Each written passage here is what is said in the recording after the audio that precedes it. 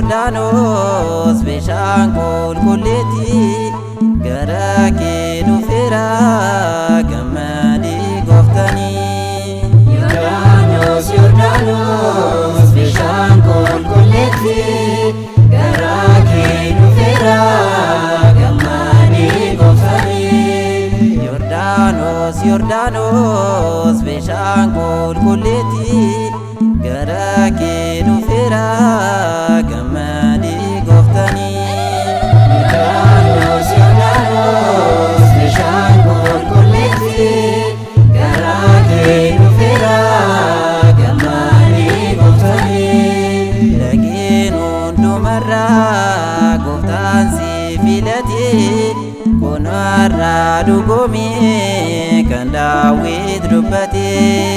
Bishaan eebbifamtuun utoo si arganne gadameessa keerraa lammaffaa dhalanne.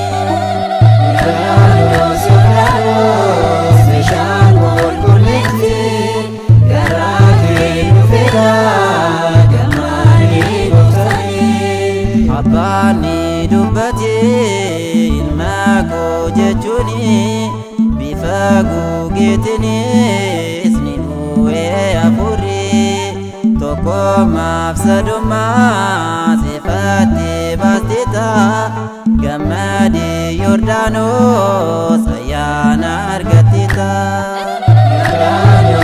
Yordaanos bishaan qulqulleetti gara kee dhufeera gammadii gooftanii. Badhayaa yakka koo Yordaanos hin ture itti cuuphamuudhaan gooftaa achi dhiigee diina jala baanee nutoo ni gammanne gonfoo injifannoo Yesuus nuuf kenne.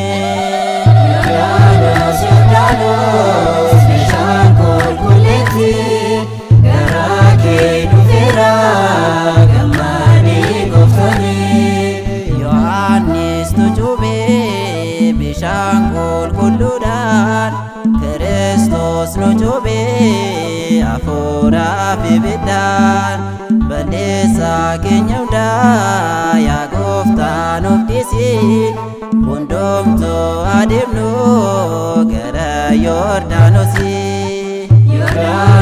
Yordaanos bishaan qulqulleetti